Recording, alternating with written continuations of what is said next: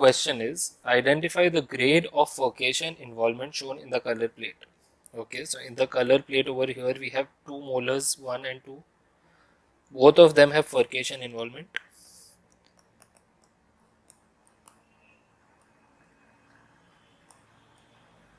As we can see over here.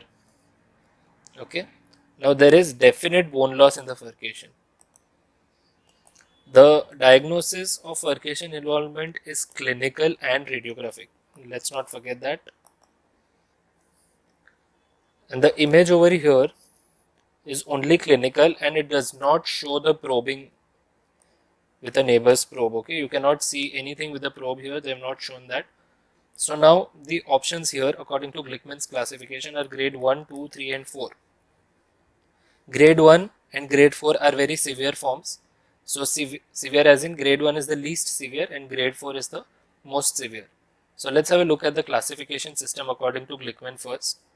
So grade 1 is that there is very minimal bone loss and that area is covered by bone, by soft tissue and bone, and there is no radiographic change. It has good bone covered by soft tissue.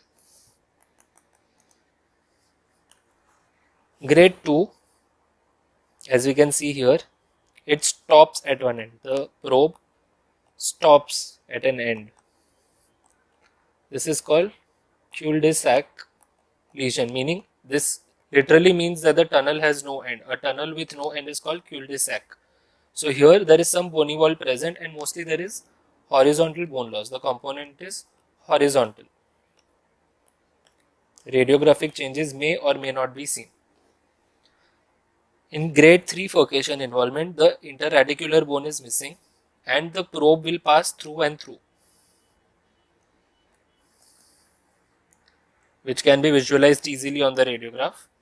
And grade 4 is the most severe form of furcation, where total bone loss, which may not be covered by soft tissue and also is radiographically evident. Coming back to the question, we can see that there is a frank defect over here. That means had it been a grade 2, it would be covered more with soft tissue and it would be difficult to pass the probe through that kind of a lesion.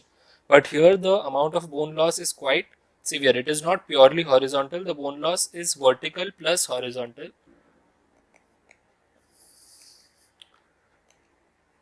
So the most appropriate answer for this out of grade 2 and grade 3 would be grade 3. Let's have a little detailed look of how a grade 3 furcation looks. Like I told you, see, this is similar to what was asked in the question. These are all grade 3 furcations.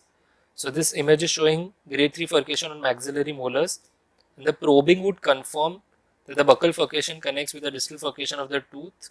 Here the furcation is filled with soft tissue. So clinically it may be filled with soft tissue here, but probing would be the best way and radiographic changes would be the best way to confirm the diagnosis.